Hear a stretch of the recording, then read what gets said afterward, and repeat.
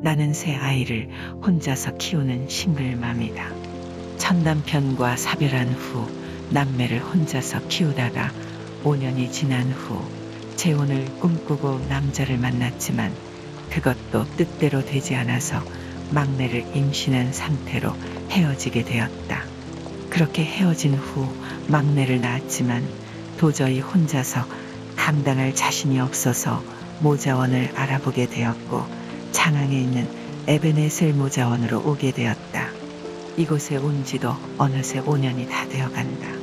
5년이라는 시간 동안 나에게 참으로 많은 일들이 있었다.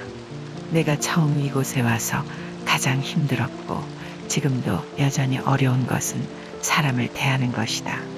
갑작스럽게 남편과 사별한 후 냉담해진 시댁에서 받은 상처가 채 아물기도 전에 찾아온 막내 아빠에게 받은 상처, 그리고 혼자서 아이를 키운다는 이유로 곱지 않은 시선으로 바라보는 사람들의 차가운 시선 때문에 나는 점점 세상과 벽을 쌓으며 모든 것을 혼자서 결정을 하고 살아왔다. 친정 부모님은 내가 막내 아빠를 만나는 것에 대한 반대가 심하셨다. 그래서 막내를 혼자서 낳아 모자원으로 오게 된 사실을 숨기고 지내야 했고 전에 알고 지내던 사람들과도 연락을 할 수도 없었다.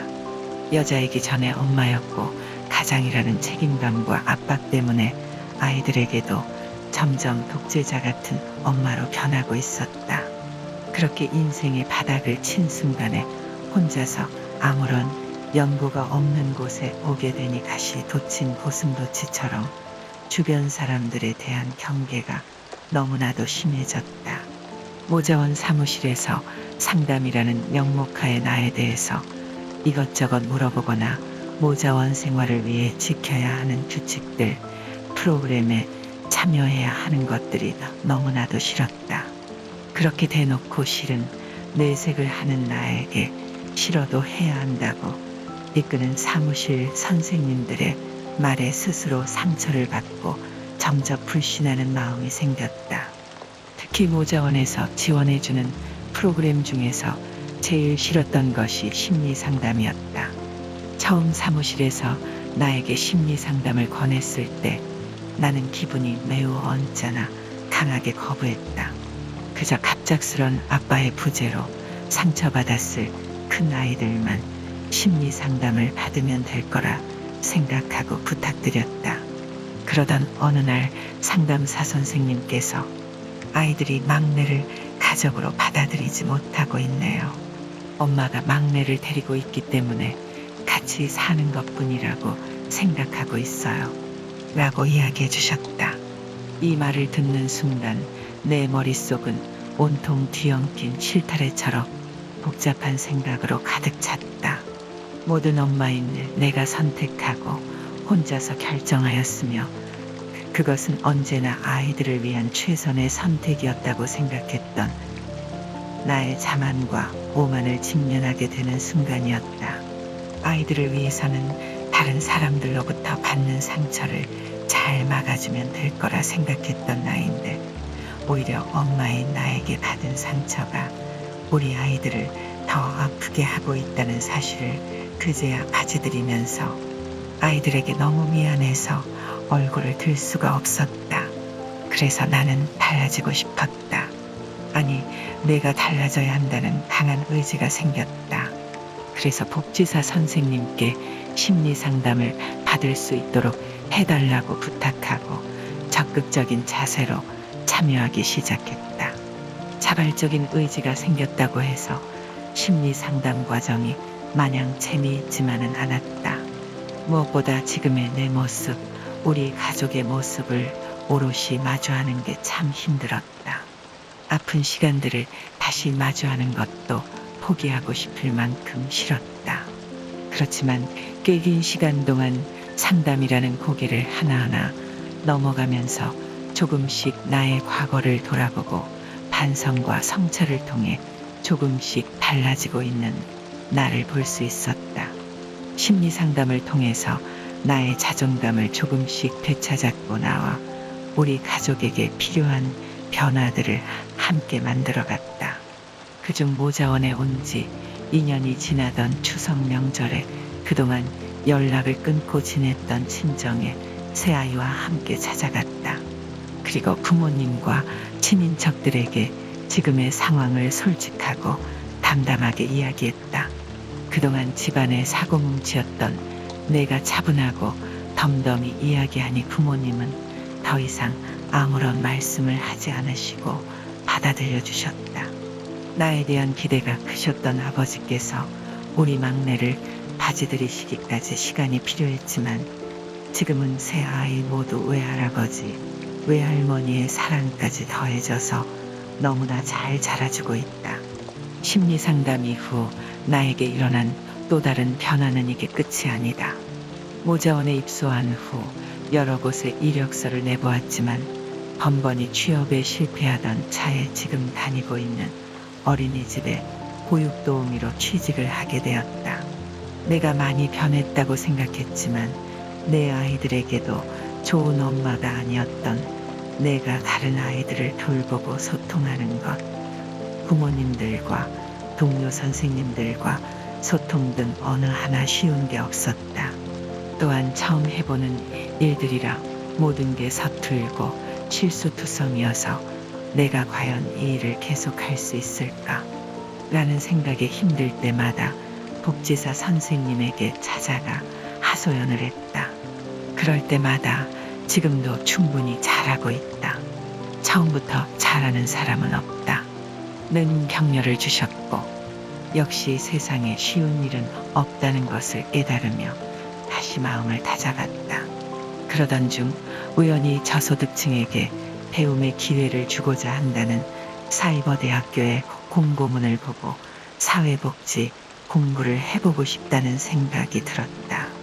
나도 나처럼 아픈 사람들이 혼자라고 생각하고 삶을 포기하려고 할 때 다시 힘을 낼 수 있도록 도움을 주고 싶다는 생각이 들었다.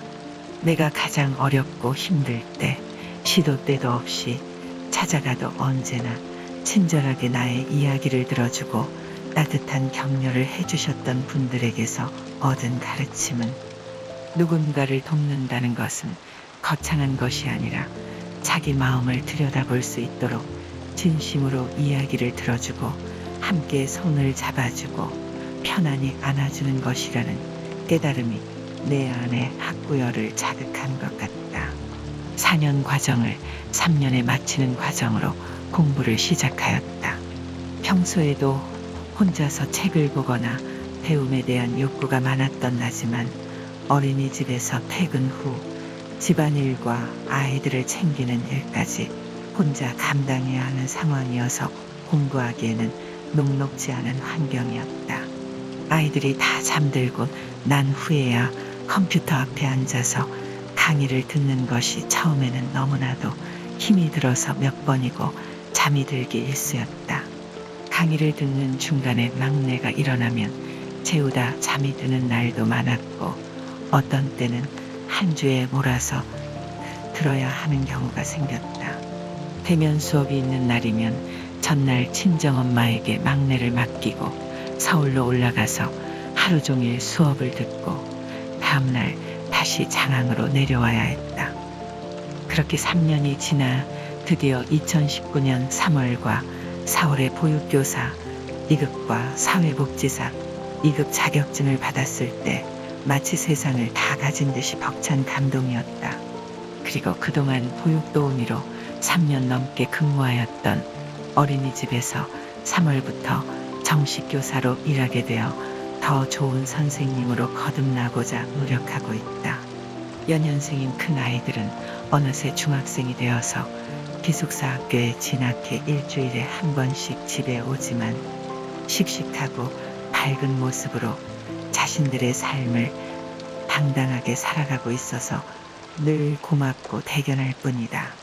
모자원 입소 때 갓난아이였던 막내는 끊임없는 에너지로 나를 지치게 할 때도 있지만 비교할 수 없는 애교로 엄마의 고단함을 한 방에 날려버리는 6살 능력자가 되었다. 큰 아이들이 집에 오는 주말이면 아이들과 함께 닭 가까운 곳으로 놀러도 다니고 이웃들과 만나서 저녁을 먹기도 한다. 이러한 변화는 예전에 나와 우리 가족이라면 상상도 할 수 없는 일들이었다. 우리 큰 아이들은 종종 우리 엄마가 모자원에 온 후 많이 달라지고 있어요 라고 이야기하기도 하고 자기 친구들이 친구 같은 엄마라고 한다며 환하게 웃기도 한다. 별거 아닌 것 같지만 우리 가족에게는 기적과 같은 일들이다. 서로의 노력으로 대화를 많이 하고 우리 가정의 일이라면 작은 거라도 상의하며 아이들의 생각과 마음을 이해하려고 노력한 결과라고 생각한다. 나는 요즘 소확행이라는 말을 많이 한다. 감사하게도 행복이라는 것이 참 별거 아니라는 것을 이제야 알게 된 것이다.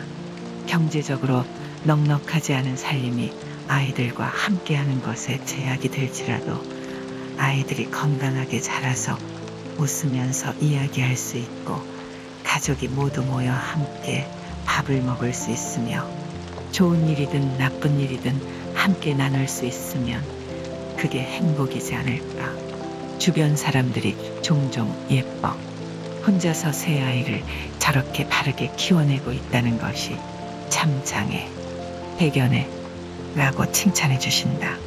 홀로 새 아이를 키우고 있는 나에게 이보다 더 좋은 말, 더 좋은 칭찬이 있을까.